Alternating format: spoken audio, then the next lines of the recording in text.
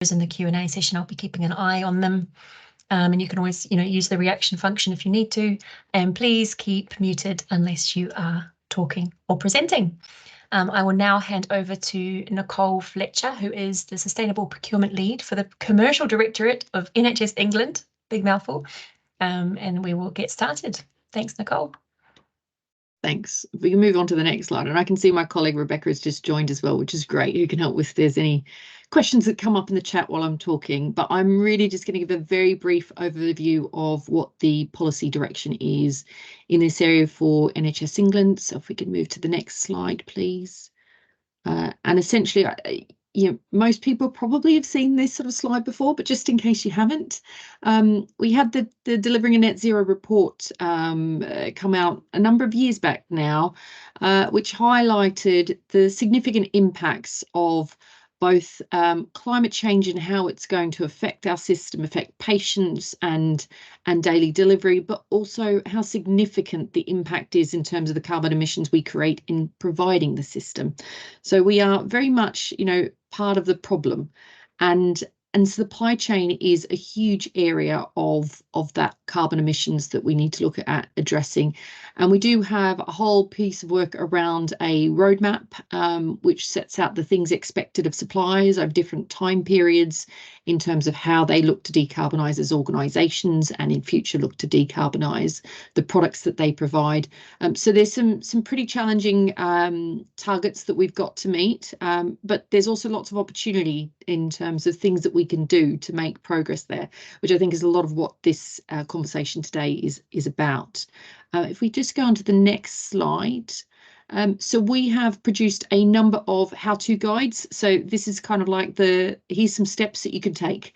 Some of these will apply to you. Some of them might apply to other people in your organisation in terms of their areas of work. But there are definitely a number of steps that can be taken that relate to operating theatres. And this does tie into the Green Theatre checklist as well, which I know some of the comments we've heard previously of like, great checklist, good thing to highlight what we should be doing, but how do we get started?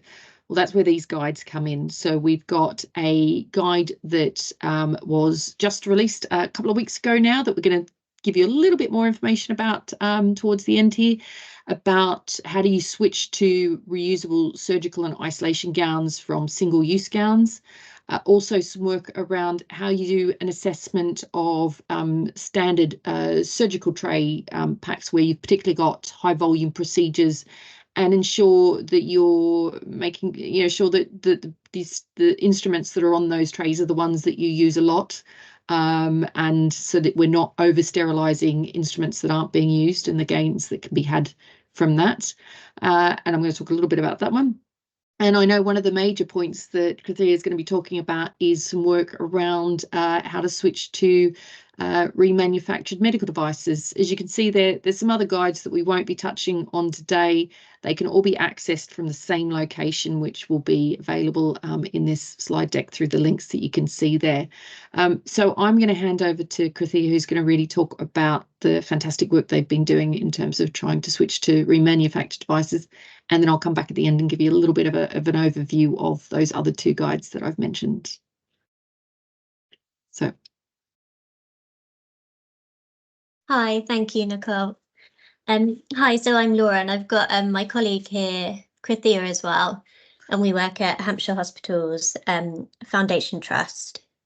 So most people know that operating theatres are hugely resource intensive, and the carbon footprint for surgical care in the UK in 2019 was estimated at 5.7 million tonnes of CO2. And to illustrate this, we wanted to show you a video made by Maria about the accumulated waste during her breast reconstruction surgery. Unfortunately, we're having tech issues. I'm sure most of you have seen the video before, but if not, it's definitely worth a watch. So we started out as link practitioners for sustainability in our department, and we were motivated both by the climate emergency and also by the abundance of waste that we see in our jobs daily. So when we started out, there wasn't much of an interest in engaging with projects from our colleagues.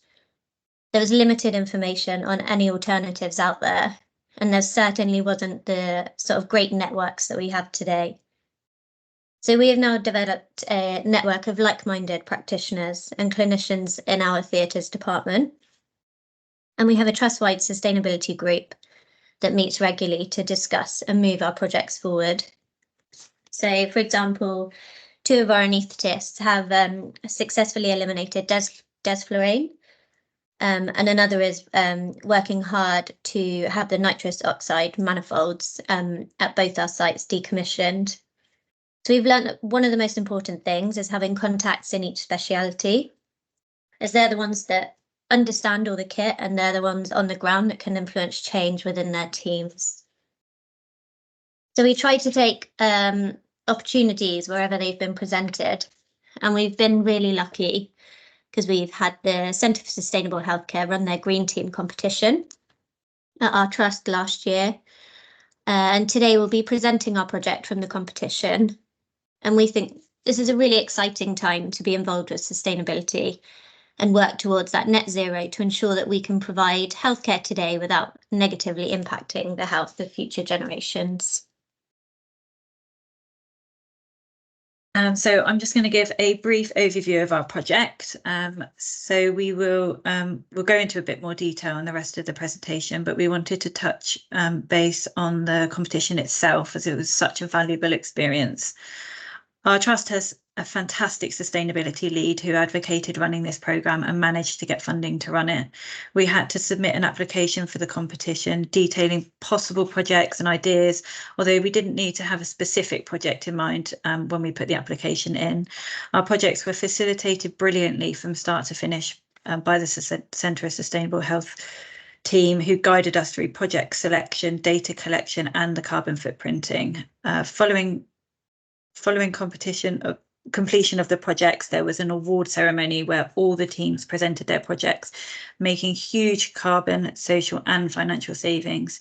This was fantastic to showcase how sustainability projects can benefit not only the environment, but also the patients and the trust.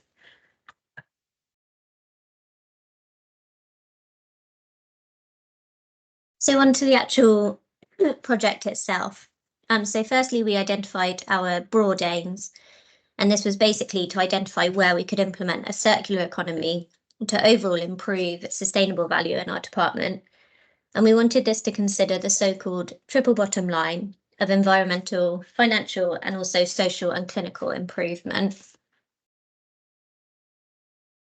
So we developed a process map to study our current system to identify carbon hotspots. To do this, we listed the different ecological, financial and social costs of each step in the process, which you can see on the left. This allowed us to then see where the hotspots were.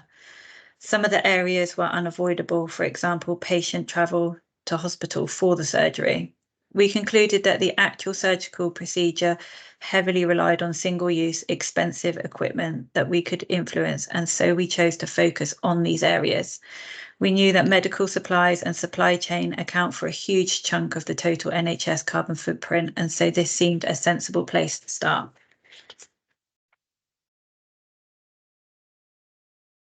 So our initial plan was that we wanted to create a green surgery where we would select a specific procedure and make a number of changes to significantly lower the carbon footprint of that procedure. And we had a lot of ideas, but we realised that we'd have been a little bit ambitious considering the 12-week deadline for implementation. And so we ended up focusing our project on 2 items that we knew already had established alternatives. So the first thing we wanted to do was to switch from single-use to remanufactured harmonic scalpels. And they're an ultrasonic surgical instrument used to cauterize tissue in laparoscopic surgery. And in our trust, they're mainly used in colorectal and gynecology. So we'd already, at this point, sold our harmonic scalpels to the company that remanufactured them. So the next logical step was to then buy back the remanufactured devices ourselves. And the second thing we wanted to focus on was switching from disposable to reusable surgical gowns. I think the pandemic had really highlighted to us the excesses of PPE that we were using, and we wanted to implement a better alternative. So we had trialled one company's gowns prior to the competition, but the project for many reasons had not been progressed, and we wanted to make sure the project was driven forward. And part of this was calculating the savings that we stood to make. So introducing the remanufactured Harmonic scalpels involved engaging all the stakeholders from the outset. The main stakeholders were the surgeons who would actually be using the item, the scrub teams who would be preparing kit, and procurement who would be managing the ordering.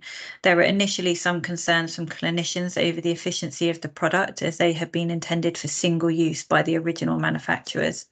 However, we presented some research and assurance that the devices meet EU regulatory requirements following careful remanufacture. This project was also presented at divisional governance level by one of our clinicians to ensure everything had been considered. The next stage was to trial the project. The device is mainly used in laparoscopic or keyhole, colorectal and gynae surgery. We developed simple feedback forms for clinicians to fill out following use to get feedback on clinical acceptance, which would provide us with information on social and patient outcomes from the project.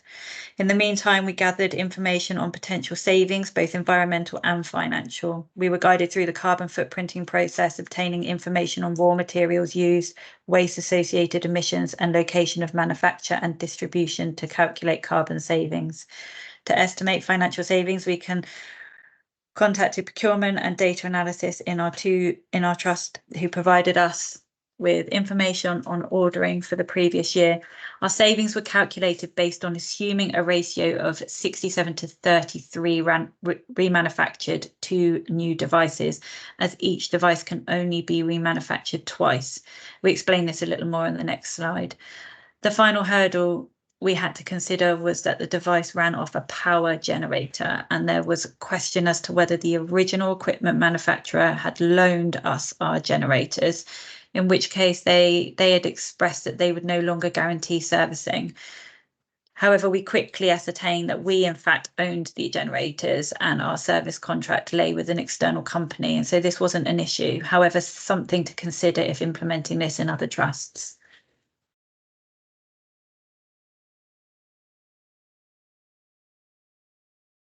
So a little bit more on the remanufacturing process itself. So remanufacturing involves first buying new from the original equipment manufacturer, which in this case was in Mexico. The device is then used and then sent for remanufacturing. And for this item, that's with a company called Vanguard in Germany. So Vanguard would first inspect the device and decide if it was suitable for remanufacture. And the device would then be disassembled, parts checked for function. Any parts needing would be replaced. It would then be re-sterilised and repackaged in line with EU regulatory requirements. So these devices can then be repurchased for use, and the whole process can be done twice. Which explains why we have to buy a certain amount new to enable the process to keep going.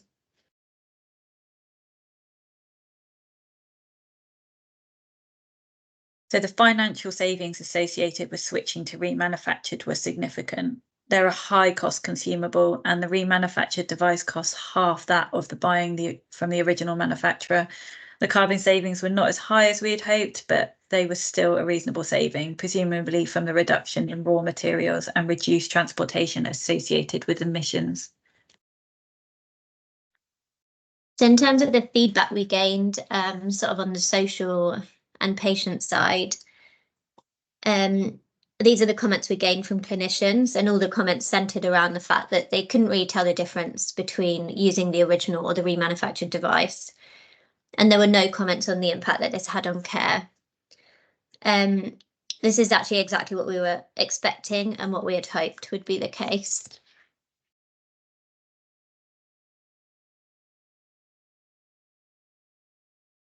So moving on to the second part of the project, which was switching from disposable to reusable gowns. This branch of the project was a little bit different, as the project had already been clinically trialled by a colleague earlier in the year.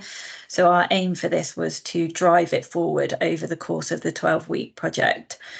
In many ways, this was more challenging, trying to piece together who was already engaged and at what stage the project was at. Again, early engagement with stakeholders was key. Procurement, clinicians and scrub staff again were the main people we needed to get on side.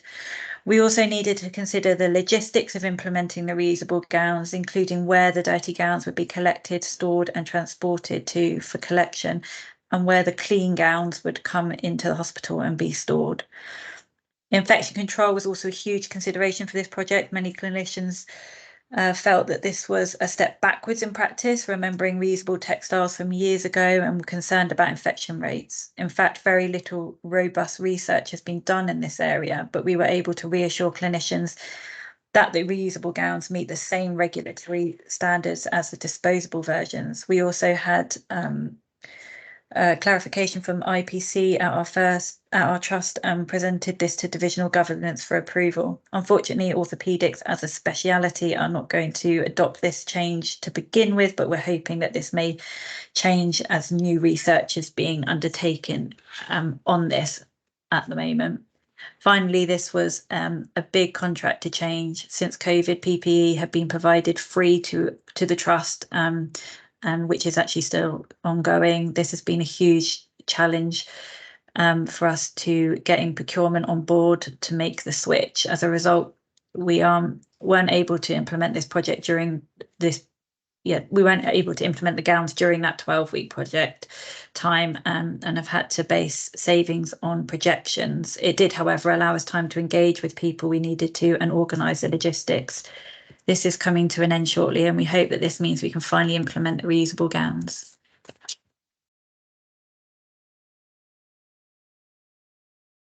So I think most people would probably expect reusable gowns to be more expensive, but in fact they did offer us as a trust a financial saving of over £20,000.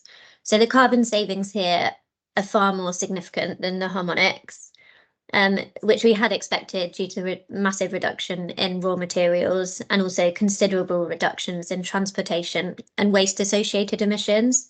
So for context, most of our disposable gowns we found were manufactured in Asia, and the reusable gowns are manufactured near London and laundered and re-sterilised just sort of 10-15 miles down the road in Basingstoke. Just to quickly note, the savings that we've indicated here actually include orthopaedics. So we may find that our actual savings are lower depending on the overall uptake, and we will need to re-audit this sometime in the future. So the reusable gown feedback from the original trial was largely positive, with many people embracing the change. There were some mixed comments regarding sizing and comfort, but overall the clinical acceptance was about 97.6%. So this slide just shows the combined carbon, financial and social impacts of both aspects of the project. It was really great to be able to work through this project sort of methodically and actually calculate the tangible impacts they had on sustainable value for our department. So really importantly, engagement with the sustainability agenda in our department as a whole has been massively improved, and so many people have been bringing us new ideas from their areas for sort of future projects. We just wanted to talk a little bit about the Green Surgery report, which was published last year. It's a fantastic resource to anyone working in operating theatres looking to make meaningful changes. The report focuses on things like surgical equipment, surgical care pathways, reducing the need for surgical intervention and theatre design and energy use.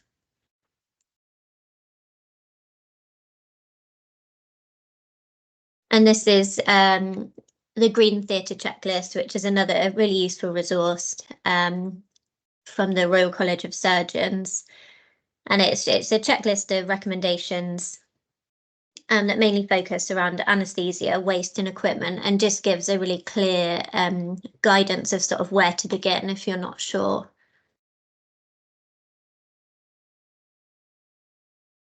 So future projects that we're going to start looking at in our department. So theatres is still heavily reliant on single-use consumables. We plan to continue to look at carbon hotspots in our department and look for suitable alternatives that are either reusable or use a circular economy. Some of the projects we are working on are switching from intraoperative IV paracetamol administration to preoperative oral paracetamol.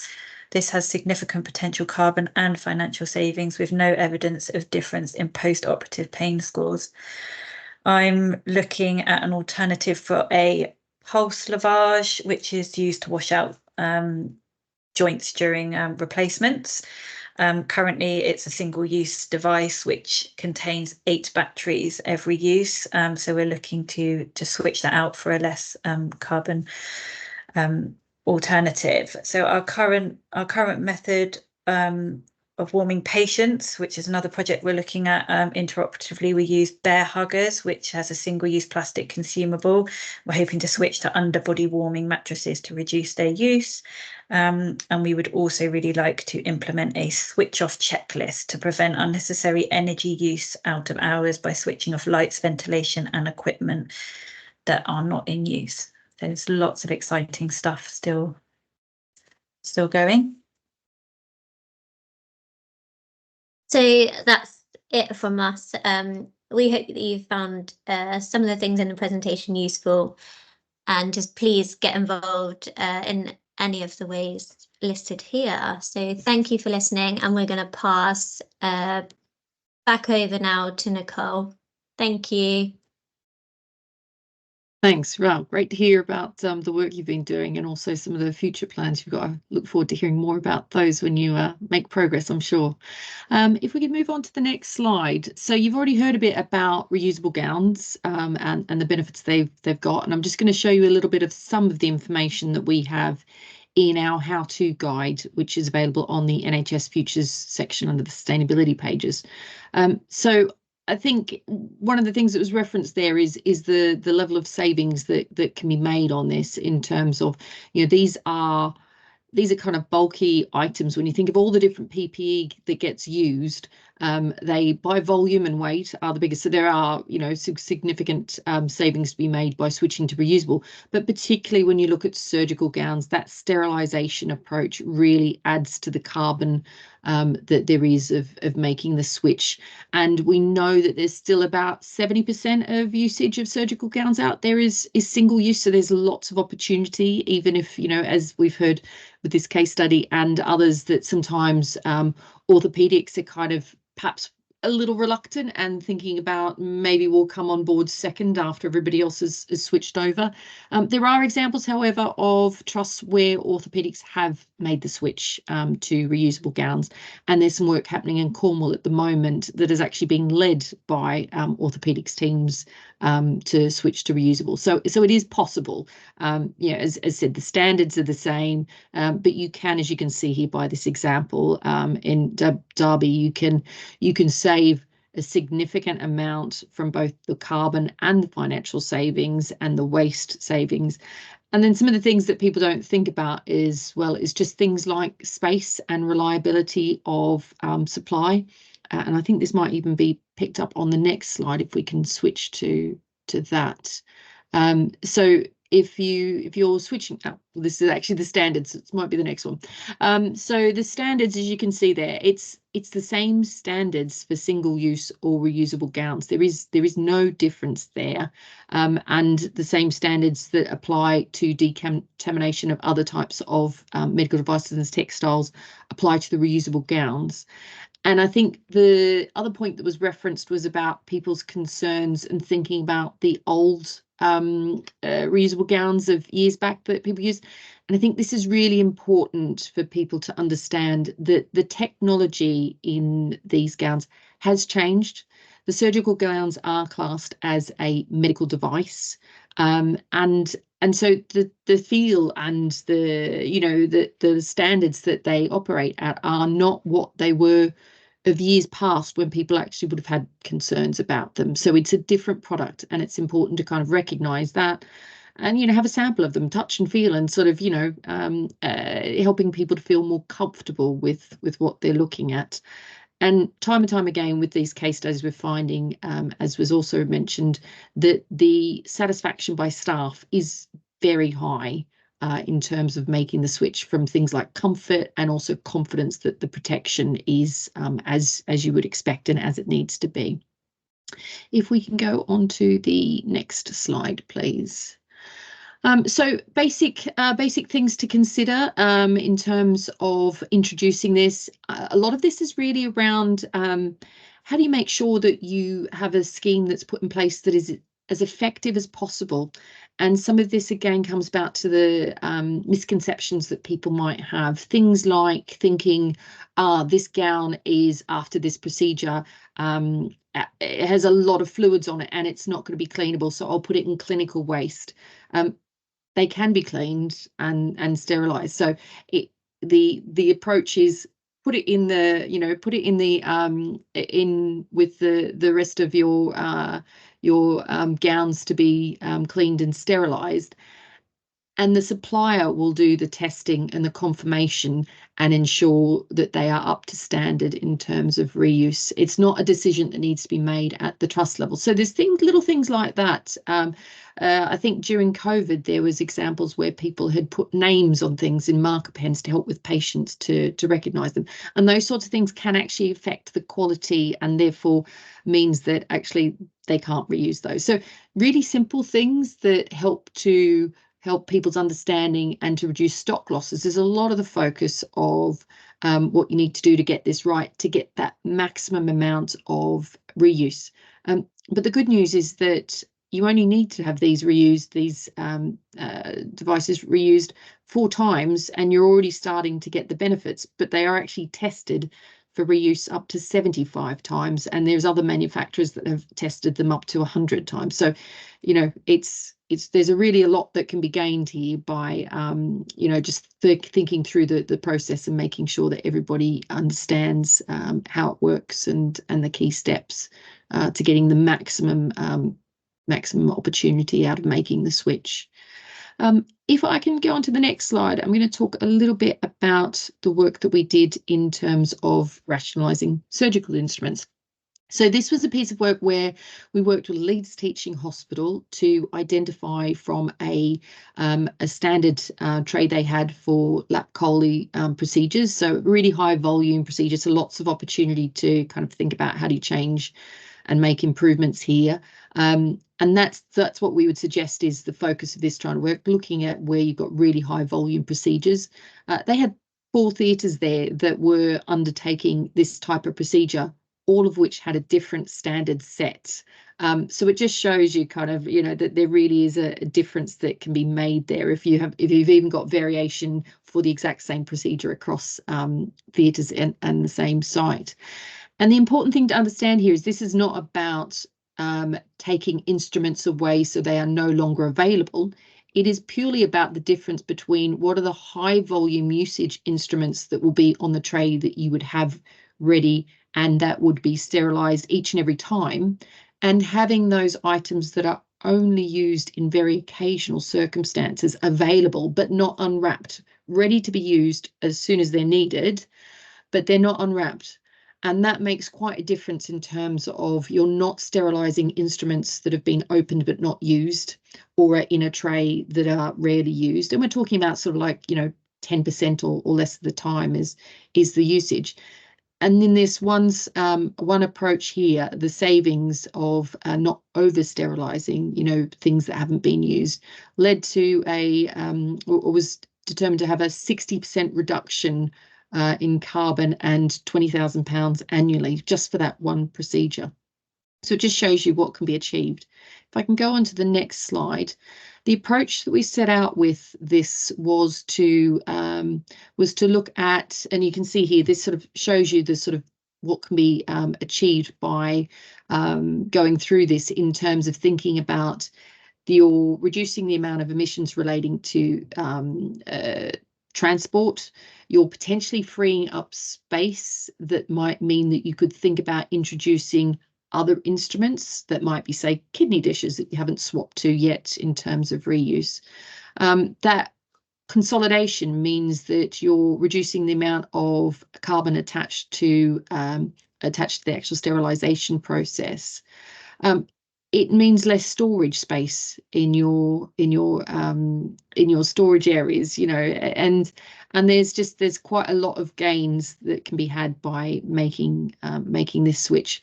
And at the same time, you still have all the instruments available when you need them. It's just how they're presented to you is the change that's made. So no real impact here in terms of patients. If I could go to I think what's the last slide there, which just sort of talks to you about how do we go about this, because our team, we're not clinicians, so we're not here to sort of say what you should or shouldn't have on a tray or how you do this. We're just here to try and help and provide support of getting the clinicians to kind of come up with these decisions and this approach. And one of the things that somebody in our team developed, which is this fantastic approach to how do you do an audit. So essentially based on actual usage rather than perceived usage of instruments. And in the case here, there was a review of 50 procedures, and then a heat map was produced of that to actually show, well, how much are these instruments used or not? And there were instruments that had not been used at all over those 50 procedures.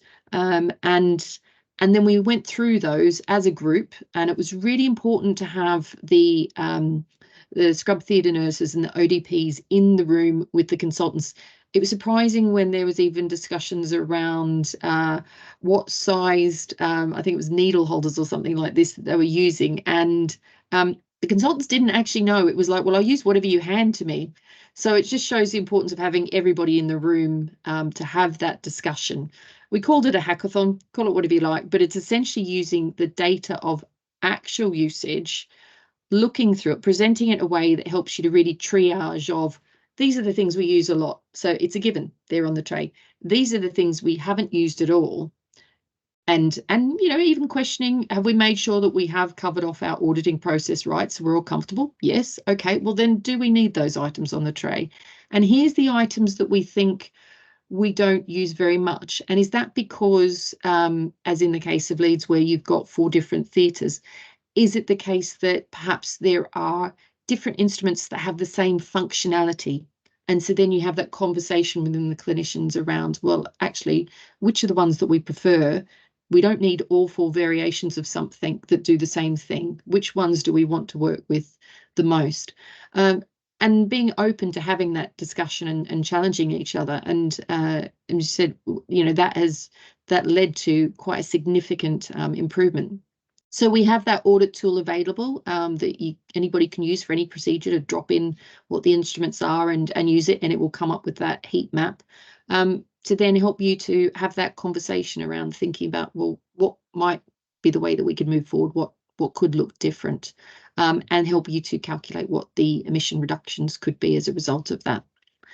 And so, yeah, so that's sort of 2 of our guides. I mentioned earlier that we've got other ones that cover the area of theatres that tie into the Green Theatre Checklist. So worth having a look at those as well. And I think we're probably there in terms of what we were going to cover in this session, and it's now just over to whether we have any questions that anybody would ask. If we could just move to the next slide, so just make sure I have covered them all. Yes, I have. Yeah, great job, guys. Thank you. There is a question in the chat from Charlene, who said, I work for a mental health hospital and community teams, so these kind of large procedures don't occur for us, but we have a high volume usage of single-use items. Has any work been done on a small